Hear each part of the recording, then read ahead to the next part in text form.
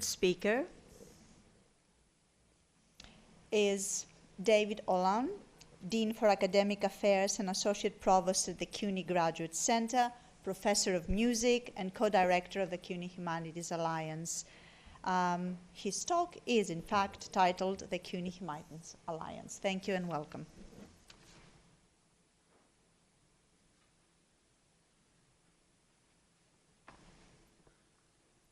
And now for something completely different. I'm not going to talk about language. I'm not going to talk about course sharing. What our collaboration is between the CUNY Graduate Center and LaGuardia Community College, which is also part of CUNY. And it's a four-year project funded by the Mellon Foundation. To put this in context, I should explain a little bit what CUNY is and what the Graduate Center is and how LaGuardia fits into that. City University is the largest urban university in the country with 500,000 students in 24 units, which includes four-year colleges, community colleges, a law school, a journalism school, a medical school now. And each of those units has its own president, its own provost. The professional schools have deans, and in many ways have their own cultures, their own departments. I was, for a while, the chair of the music program at the Graduate Center, and I would send graduate fellows out to teach at the different colleges, and every department had a different way of approaching it, different needs. I had to deal with all these different chairs who, wanted the students to do this or do that and do it this way and do it that way. And so it's, talk about herding cats.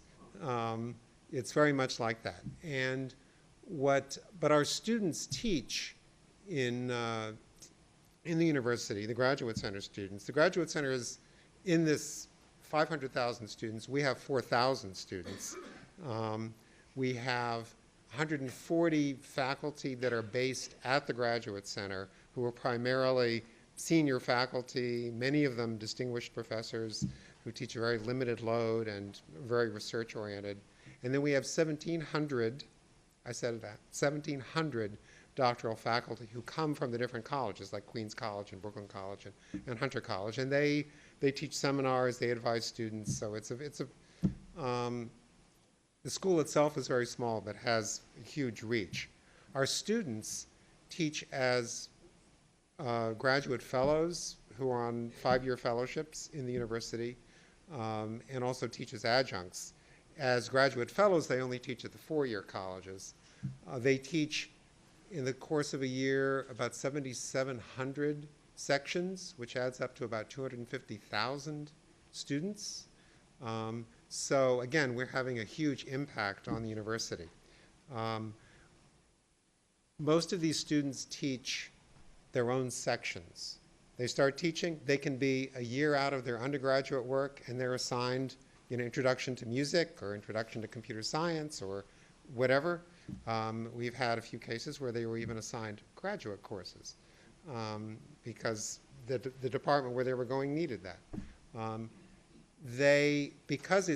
I went to graduate school, you taught in the department that you were in. So you got mentoring. It was very carefully worked out where you taught, at least it was supposed to be. And here we send somebody out to Queens College, and they may or may not mentor them. They may just say, here's the textbook, teach a course. They may not give them a textbook.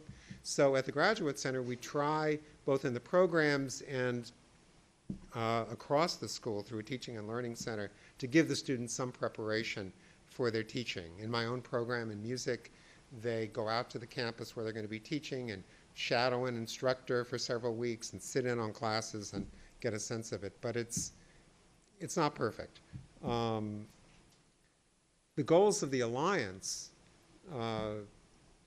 with LaGuardia Community College was, first of all, to provide intensive pedagogical training for our students who would be teaching there.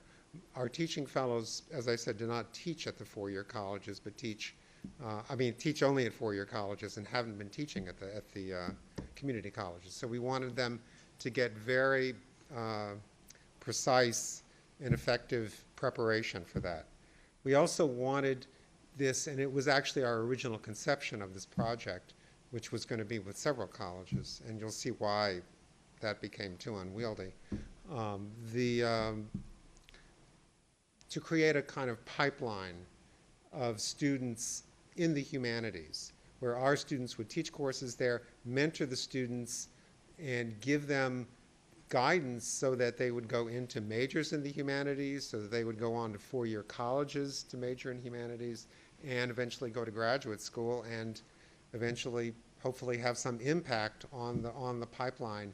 Most of the students at the community colleges and even in the undergraduate colleges come from underrepresented groups, and we wanted to have an impact on drawing them into the humanities and convincing them that this was a viable way to approach their education.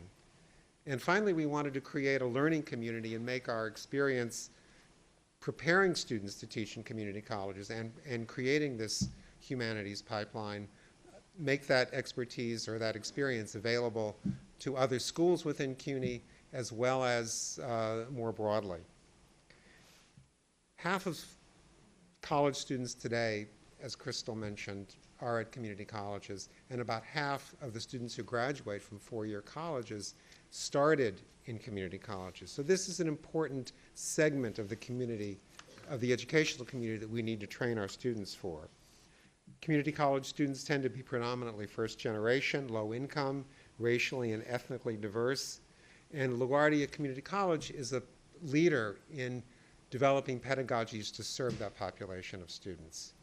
At LaGuardia, 50,000 students are enrolled, compared with our 4,000, and 20,000 for the associate degree. 39% are in the humanities. They actually have the largest philosophy major in the Northeast. I hope nobody here contradicts me, but that's what we've been told. They come from 150 countries, speak 106 languages, and 60% were born out of the US, and 93% are students of color, and about 60% are Hispanic. They also have a very robust digital component to their curriculum there. They have an e-portfolio system, which has been used for a number of years and works very well for them, and we wanted part of the training of our students to include a digital component. Our students haven't been getting the experience in community colleges, and we wanted to get them. It's not the right choice for everybody. As you know, I'm sure teaching in community colleges is very intense. It's very heavy teaching load, and but we have a number of our graduates who teach in community colleges, and we wanted the students who were interested in that to really get that experience and see if that's something they wanted to do. Okay, how does this project work? It's a four-year project. Each year, we select 9 teaching fellows for a 2-year stint, so that in steady state, we have 18 students teaching. In the first semester, they shadow an instructor. When they were taken into the program, based on what their discipline was, we, in collaboration with LaGuardia, picked a course for them to teach and a faculty mentor who taught that course. And they shadow that instructor in the first semester. They also attend workshops both at LaGuardia and at the Graduate Center on teaching there, and eventually those end up helping them develop their syllabi, developing a website for their course. They have enrichment resources to use with their classes, to take students to concerts or to plays, and sort of give them experiences which they probably wouldn't have had. We've also created a cohort of what we're calling Mellon Humanities Scholars, who were students who were selected from the fellows classes who seem to have a particular interest or particular gift in the humanities, and these students get special mentoring, special resources, and both in terms of their interests in the humanities as well as professional development mentoring about how they could turn their interest into a career and into further education. We're creating a digital platform where the various participants in the program will be able to communicate with each other, our students, their students, the mentors. One of the things we've been sort of debriefing this year's fellows, because the project just started this year. So we've been debriefing the students the fellows now in the middle of their teaching semester. And one of the things they said they enjoyed was they come from a range of programs like English and history and urban education and psychology, and Hispanic language, and what they said to us was they really enjoyed talking about their teaching with people from other disciplines, that was really valuable to them to hear, for somebody in psychology to hear from somebody in history how they approach teaching. Another thing we want to do is bridge the gap between our students' roles as researchers with very high level of expertise and their teaching, and find ways for them to incorporate into their teaching their own expertise and their own experience. And we talked to one student in history who had done that, who shared an article that she had written with the class, and the students really enjoyed that. They really enjoyed reading something that their teacher had written and being able to discuss it with them and ask questions about it. And we hope to build this into the model, that this becomes an important part of the project.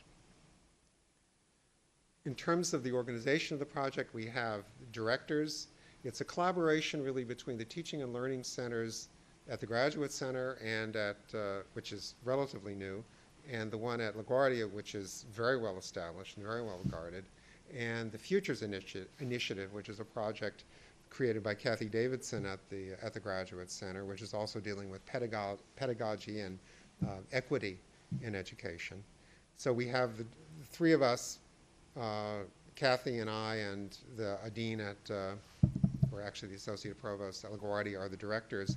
We will have two postdocs, one of whom is there for 2 years and will set up the online community. And then in the second 2 years, we'll have a postdoc who will work on researching the project, researching innovation in humanities education, and assessing the project.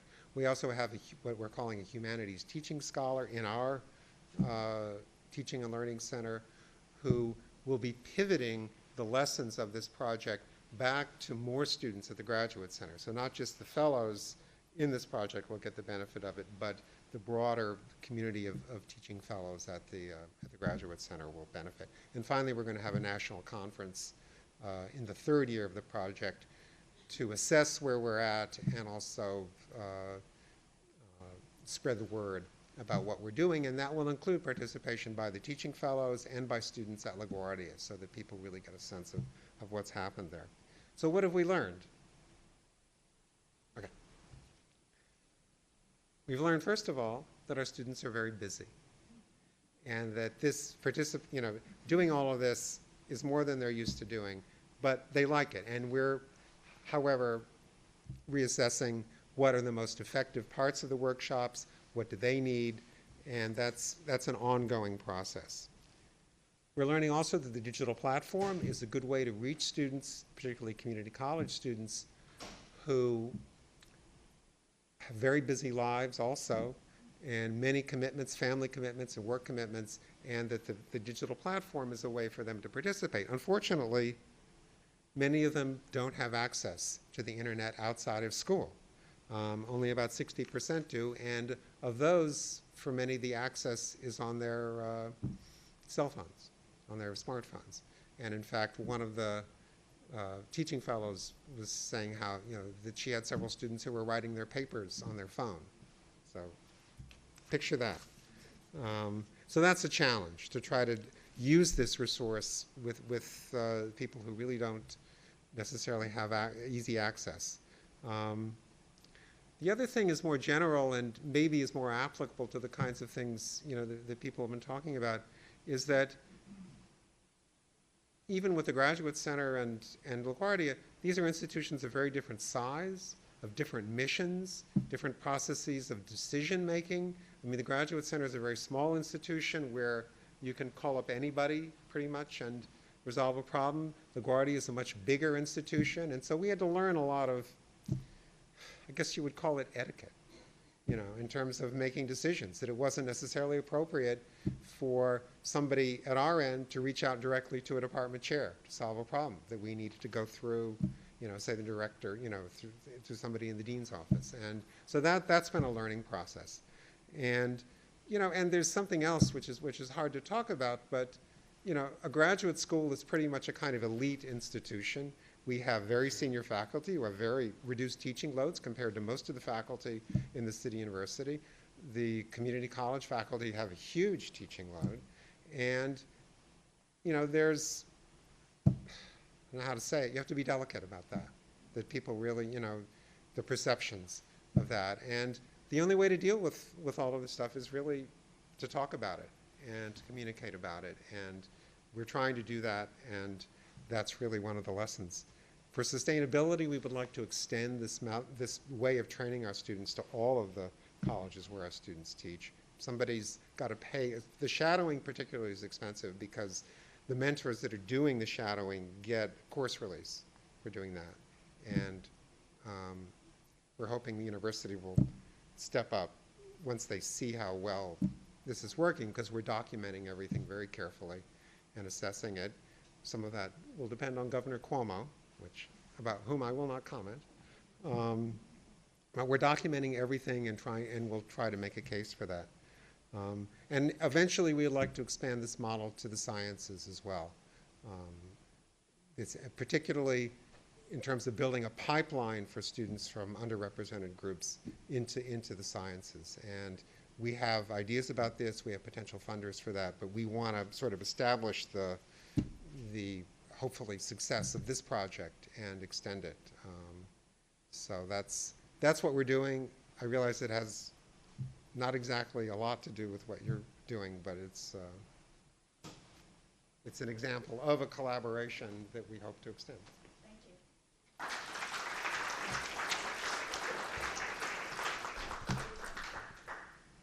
Questions? Comments?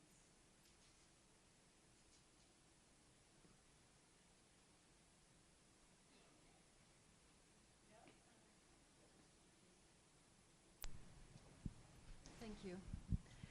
And I have to apologize, it's a question out of pure ignorance. So I hope you can explain this to me. When you say that the shadowing is expensive because faculty members get a course release to shadow a teaching fellow. No, the teaching fellow shadows the faculty member who then serves as their mentor.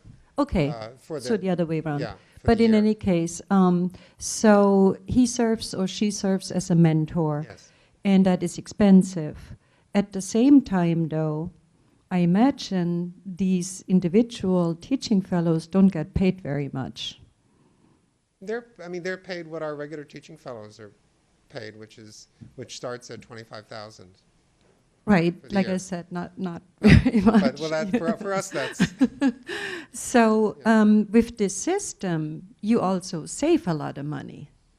So why wouldn't your administration want to support this when this actually saves money? Why would they hesitate to support the shadowing piece of it? Well, normally our students would teach, they would just start teaching in that first semester. So they're not teaching, so we're not providing that course to a college. And in fact, one of their faculty members at the college is being released from a course. I mean, eventually we could probably negotiate something where they would, mentor a certain number of people to get their release. Probably, the release is somewhat generous, but this was all negotiated. So, but it's costing us in the sense that the student isn't teaching one semester because they're shadowing, because normally in most graduate schools, students start out teaching as teaching assistants. So they're in effect getting mentoring from the faculty member that they're assisting. But that's, in CUNY, that's just not the norm. I think very few of the colleges even have large enough classrooms to do classes on that scale.